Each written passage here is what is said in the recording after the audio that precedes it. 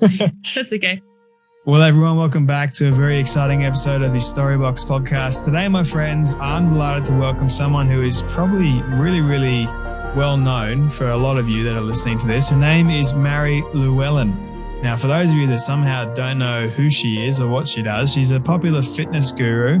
She's a very successful entrepreneur, having launched the Bloom Nutrition and the Slay app, among many other things. Like, it's very hard to keep up with you sometimes with the amount of things you are doing in the business world and everything like that. You also very much the advocate when it comes to mental health, which I very much appreciate and love about you and your mission and your work. So, Mary, can I welcome you so much to the Storybox podcast today? Thank you so much for having me. Hi, guys. I'm excited to chat. I'm very excited to chat with you. Now, I was just saying a moment ago that you have to forgive me, and I'll say it for my audience right now because my voice sounds a little bit not what it used to be. It's still recovering, so I'll do my best not to die for you and my audience on this episode. But my very first question for you, Mary, is what does success look like for you? Oh, like currently or in general?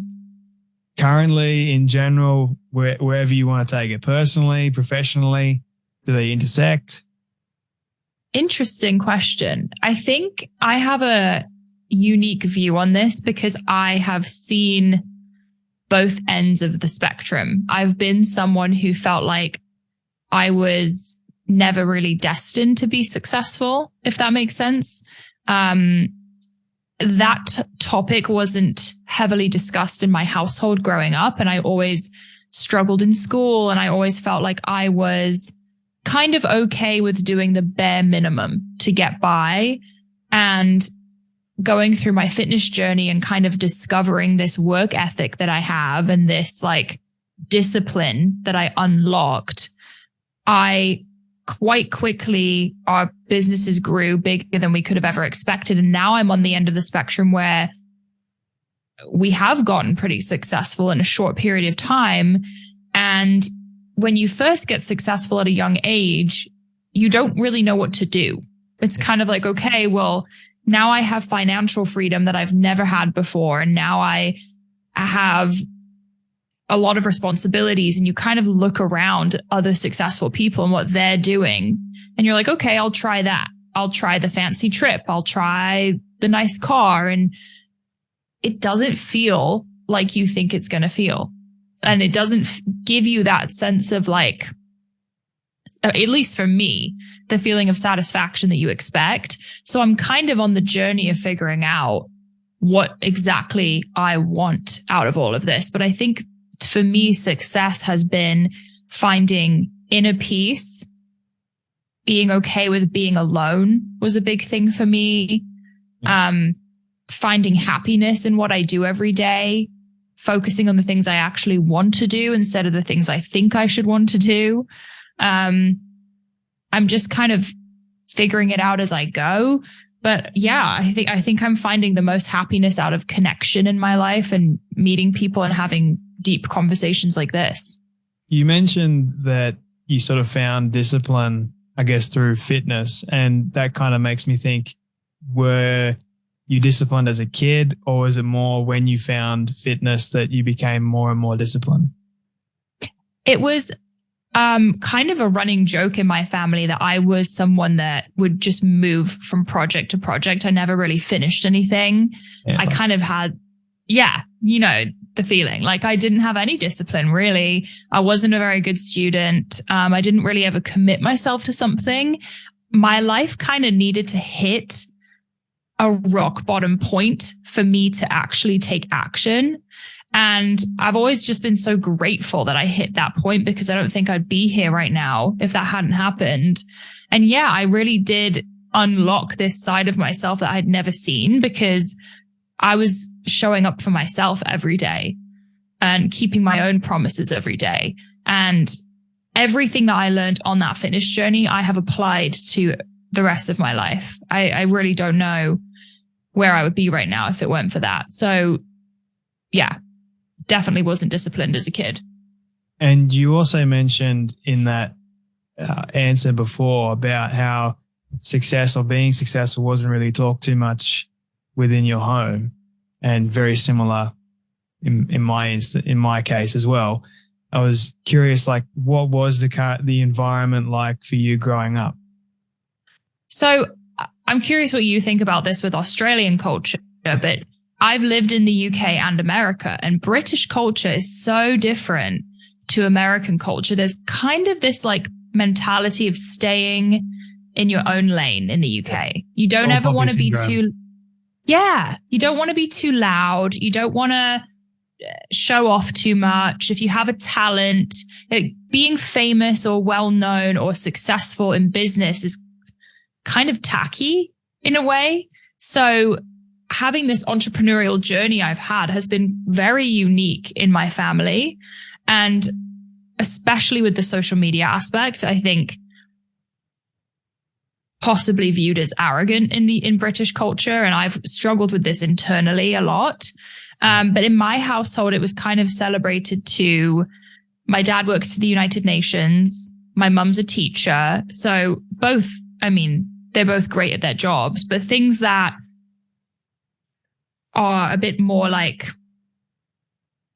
I don't know how to put it. Like, I feel like what I do is serving other people, but in their eyes, being a teacher and being a civil servant or whatever it may be, like that's a bit more humble and down to earth. And like, that's something that they can understand. Yeah. If that makes sense. Yeah. Don't have too many eyeballs on you, because that kind of elevates the ego even more. But I guess some people, they get famous on social media per se, and that helps build their brand, but they can be the nicest and the most humble person you'll ever meet most of the time, depending on who you're speaking with and who you're seeing. Yeah.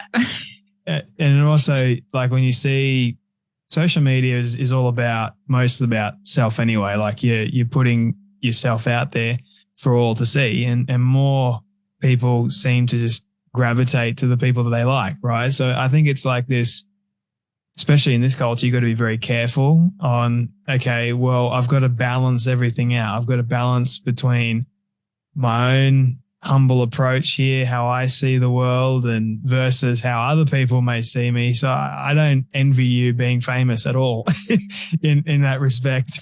I think it'd be. I don't know if I don't think of myself. I don't think of myself as famous by any means, but I think my family and a lot of people outside my world would assume that I have a lot of people around me all the time, but I actually don't.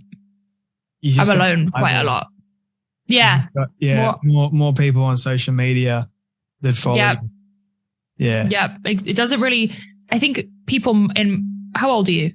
I'm 26. Okay. People in our generation really value that following. And when you meet someone with a lot of followers, it changes the way you view someone. But I was actually just talking to my friend recently, and I was saying, like, I don't think it has changed who I am at all. If anything, it kind of highlights insecurities that you have, and it makes you feel more isolated.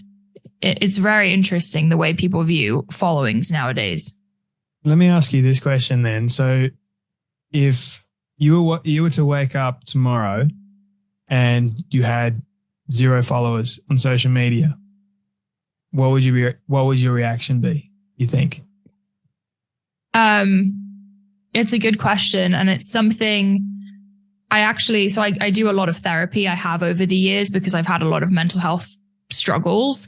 And like I was saying before, when I'm trying to figure out what success looks like for me, I talk with my therapist about relying too much on the feedback that I get, because it's really unnatural to be seeing all this feedback from all these people all the time, whether it's negative or positive. Like, getting compliments all day is not normal.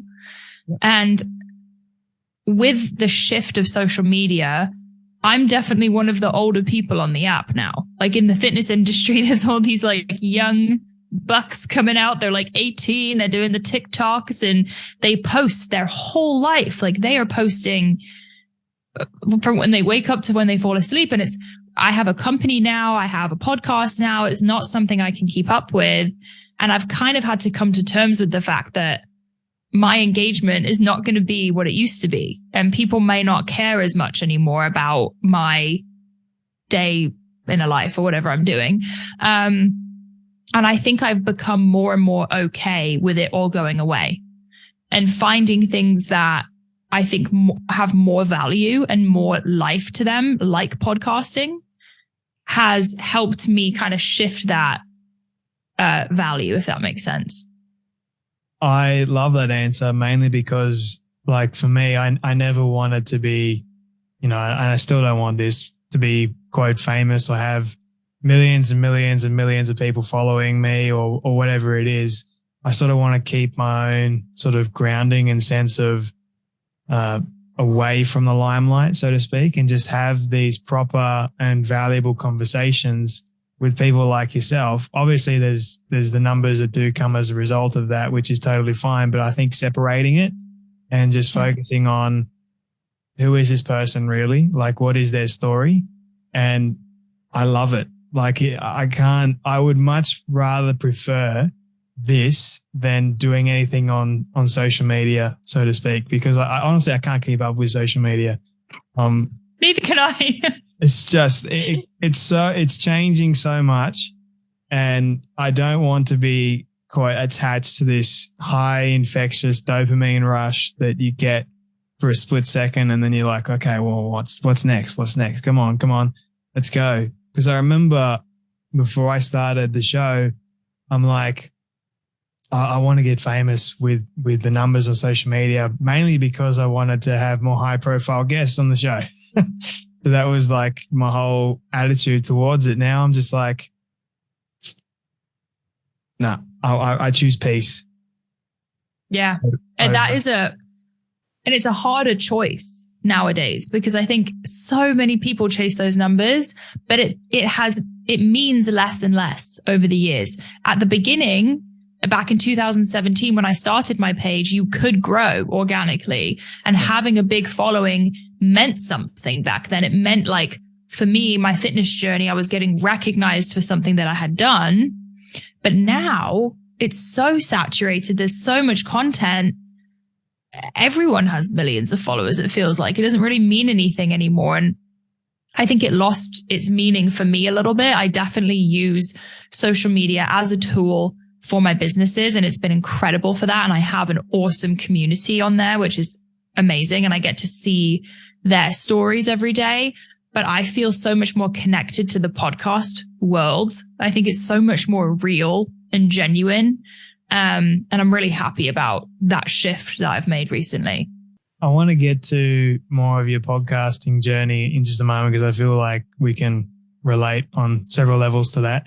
But I wanted to ask you and go a little bit deeper about you spoke about your mental health journey. Has that been something that you've always struggled with, or more recently in your life? When I was a kid, I definitely felt like I was sensitive, like more prone to having highs and lows, I would say.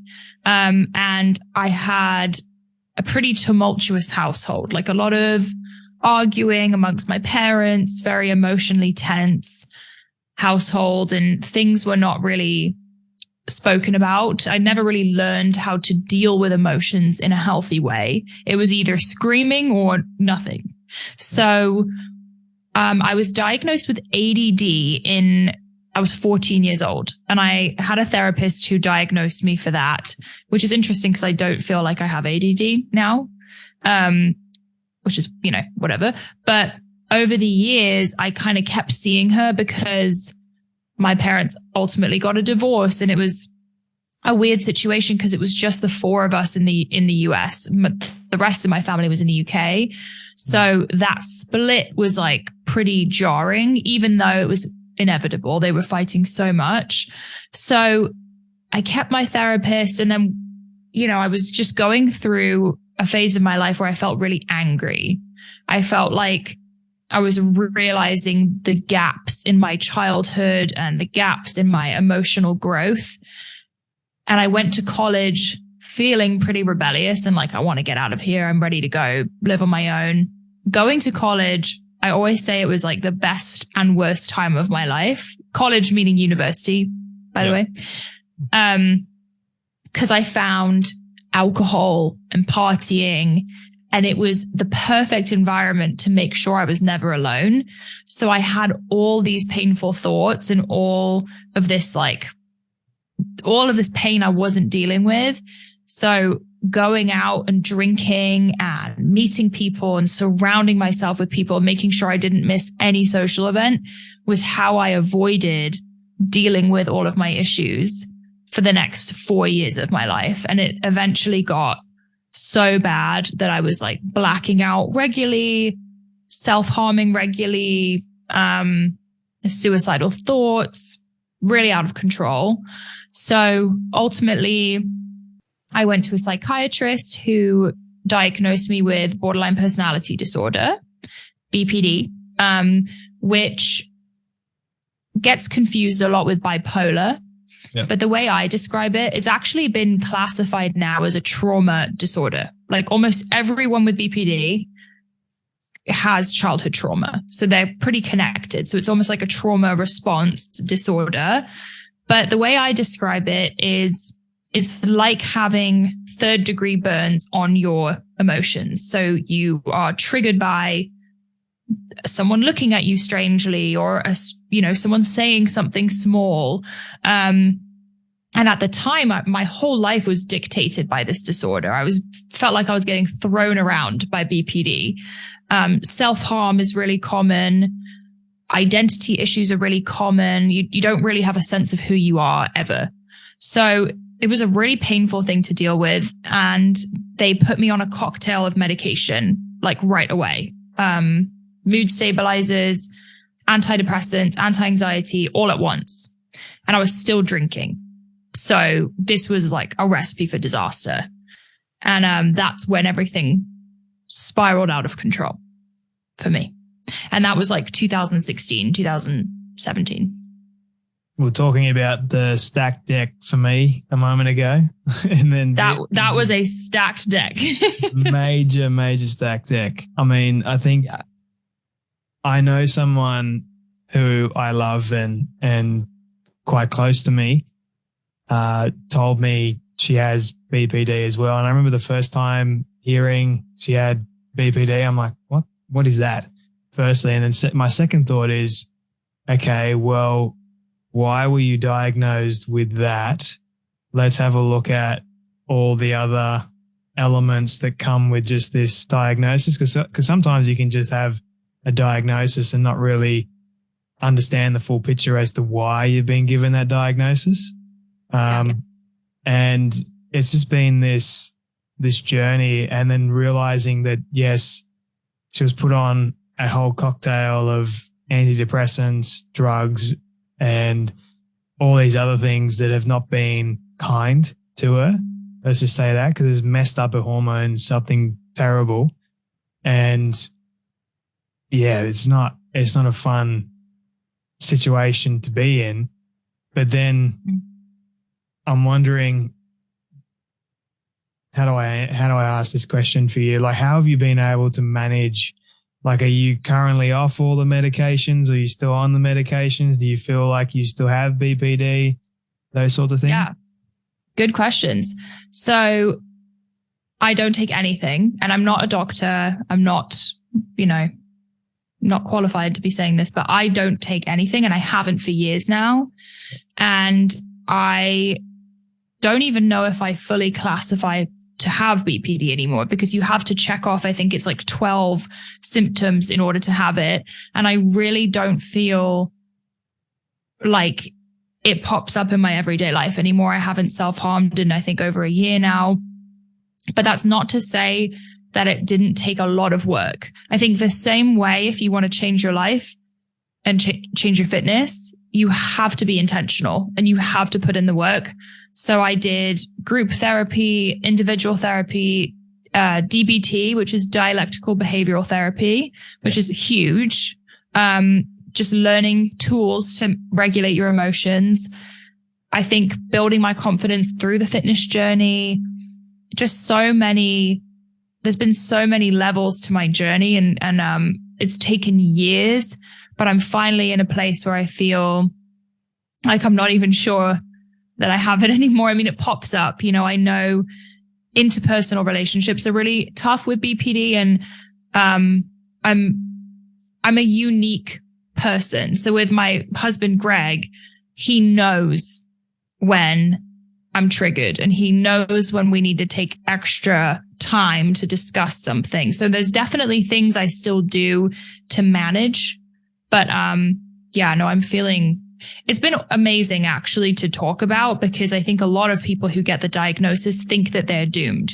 Because if you look it up on Google, it's awful. Like, there's so many, it's so stigmatized. People talk so badly about people with BPD. Even therapists are scared to treat people with BPD, I think, because it's such a volatile disorder.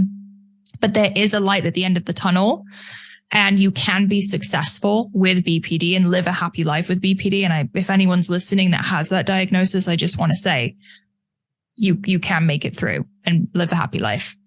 You mentioned that your husband, he knows when you're triggered, and you can have better conversations surrounding that. Was he always like that, or did he have to sort of be more understanding and more learning? Because I'm trying to learn all this myself, to be honest. Yeah, no, he did not understand it at all. He would trigger me a lot back in the day. Because I used to be so, just to be transparent, like, he would look at me funny and I would smash a window. Like, that was how dramatic it was back in the day. And the self-harming was really scary for him. And he truly didn't know what to do. He is a very business-oriented guy, and emotions don't come to him easily. Like, he doesn't talk about feelings that much. So over the years, we've almost like learned to balance each other out. Like, I've learned how to speak his language. He's learned how to speak my language. And props to him. He's put in a lot of effort to try and help me with this disorder. And he's read a lot of books and sat with me during my DBT lessons and all of those things, and brings me ice when I'm panicking.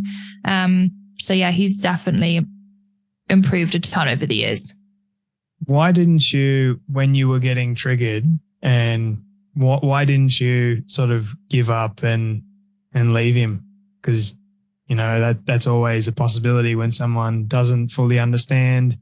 You sort of got different personalities, I guess. You got different emotions. I can relate to Greg in this instance, because yes, I am an emotional person, but it takes me a little bit of time to understand the female emotional side of things, especially when it comes to BPD.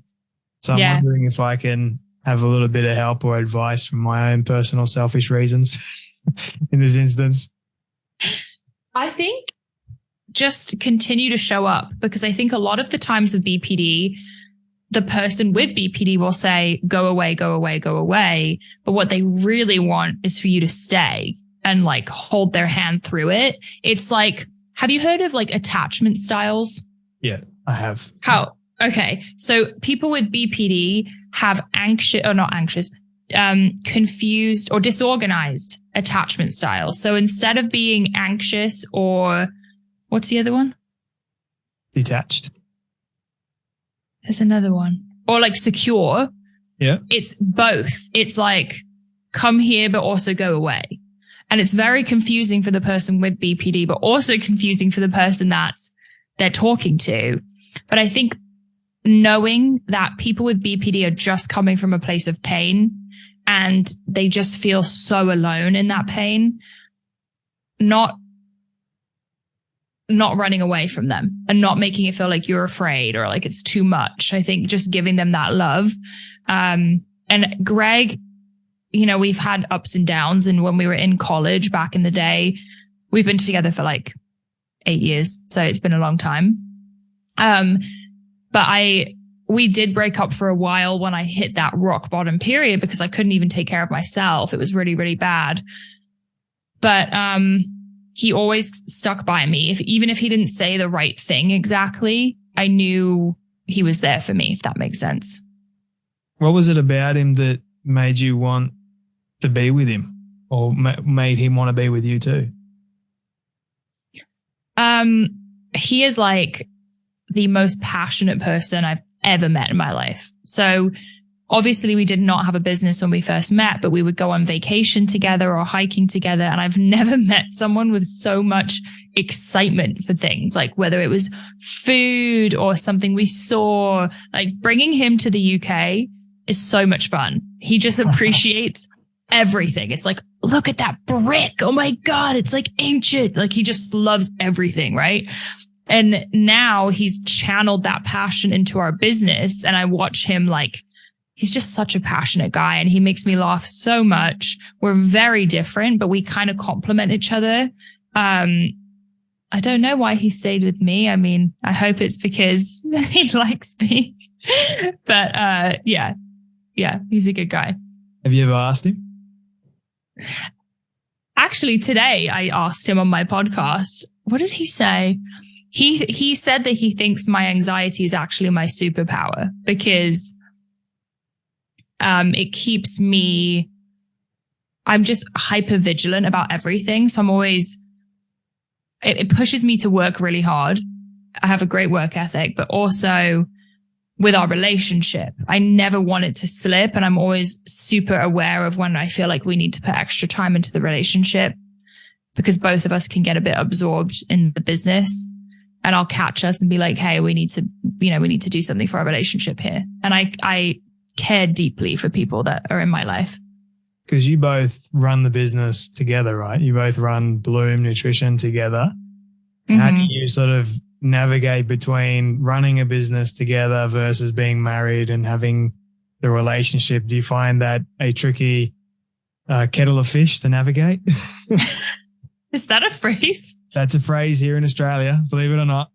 A kettle of fish. I love it. I love it. Yeah, that's an understatement. It's tricky. We founded Bloom in January of 2019. And ever since then, it's been interesting. We spent the first couple years, like just me and him locked in the house working. So we did absolutely everything from customer service to labels to marketing to the Instagram. Like we were doing all of it. And that was a lot, but we were like doing it together. And it was a very like, it bonded us, I think, those years of like building something. Now we have a team of, I don't know, 40 people working on Bloom, and we have found our skill sets within the company. So Greg is the leader of the Bloom team. Like he's very much the CEO, manages the whole team, leads them in the right direction. I'm very focused on like marketing and the numbers. I am obsessed with branding. I love packaging. I love the website. I love social media. And obviously I promote our products and kind of like act like the face of the brand, because it was founded from my own journey. So I'm super creative. He's super numbers oriented, and it just kind of works nicely. You got a dream team, dream duo there. Dream team. We drive each other crazy sometimes, but it's working out. What are some of the challenges that you both face within the business kind of setting? Sorry. I would say Greg is so passionate that sometimes, like I'm British, so I'm very polite when it comes to business. Let's just say Greg is not. I read very some direct. Of these emails. Oh, more than direct. And he's also Italian. He's an Italian New Yorker. So this guy is like, wow.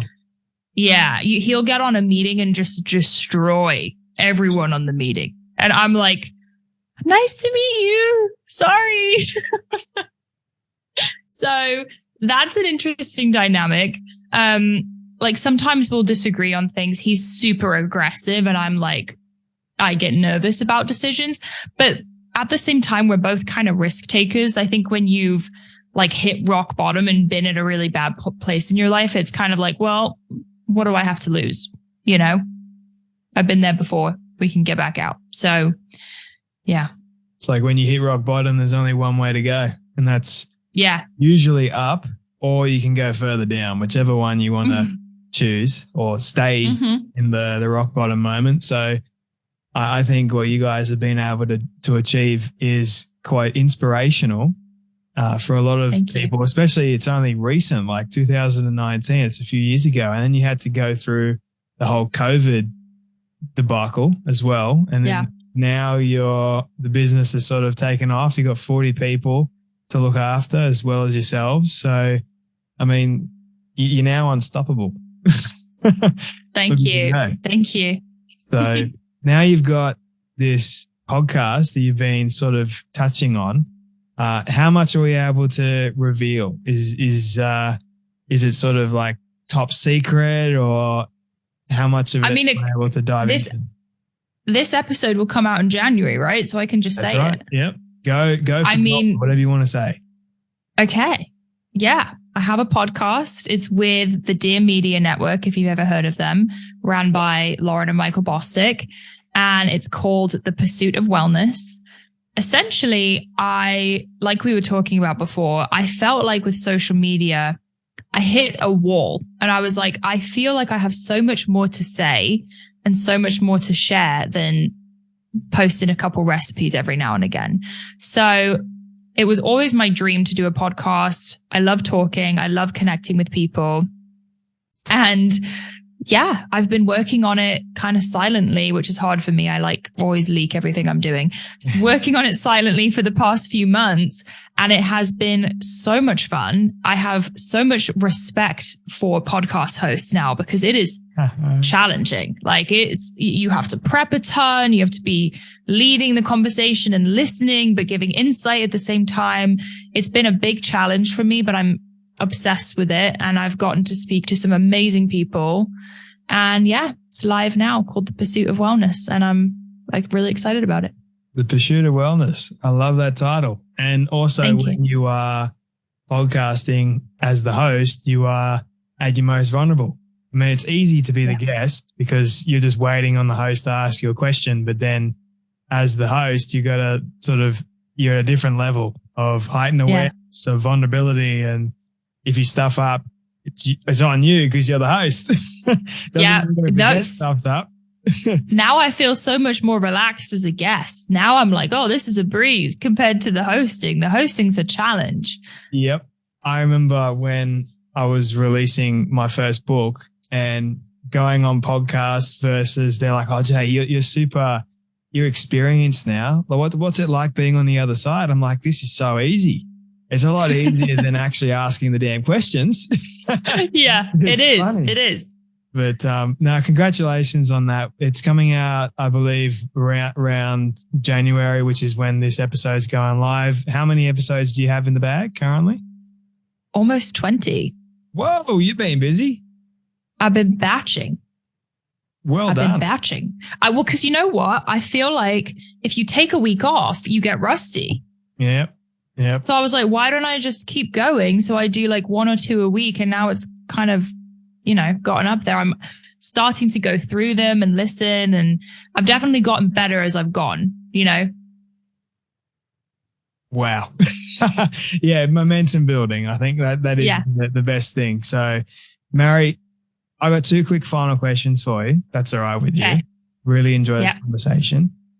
What do you love the most about yourself and your story? Oh my God. Great question. What do I love most about myself and my story? Yep, that's it. Okay, what I love most about myself is my willingness to pivot. I'm okay with changing my mind and I'm okay with making a change quickly. I don't like dawdle. I just go for it, if that makes sense. Yep. The thing that I love most about my story is that I am vulnerable and I think that it helps other women connect. And I think that it makes other people, I think especially with the BPD aspect, so many people with BPD are hopeless. And I hope that my story can show them that there is, as I said, a light at the end of the tunnel and you can work through it. Because I've been in like the darkest place I could imagine. And I never thought I'd be here. So hard work pays off and it gets you somewhere. Well, thank you for sharing the BPD journey and your vulnerability, because I do know someone who I think would appreciate this enormously. So I'm going to send it to her when it comes out. So yeah, thank you for that. My final question for you. This is my all-time favorite question. I love asking it to all my guests at the very end. It is a hypothetical one, but I want you to imagine with me for a moment that you've been able to reach the age of 100. All your friends and your family have decided to put together a film for you of everything you've ever said and everything you've ever done. Don't ask me how in the world they got it all. We'll call it magic for the sake of argument. But they've been able to get it and show it to you on your 100th birthday. What do you want that film to say and to show about your life? Oh my God. This is a big question. I hope that it shows that I had some kind of an impact, a positive impact, and that I made genuine connections with people and ultimately like made a change. And I think the thing I'm most passionate about is mental health and personal development and showing people that you can come from absolutely anywhere at any point in your life and improve it. Did I answer the whole part? What was the second part? Oh, you did. Yeah. You think so? I think so. Yeah. Okay. And I hope I have a ranch. You're basically showing people what you want to have happen, like from your life. Yeah. You answered it well. Thank you. And I hope I have a bunch of horses as well. Yes. This person I'm going to send this episode to is going to absolutely love you. Does she like horses? She loves horses. Yeah. Okay. This sounds like me. Who is this? I need to meet this girl because we sound like the same person. She sounds great. She is great. I think a lot of people with BPD actually love animals, so it makes sense.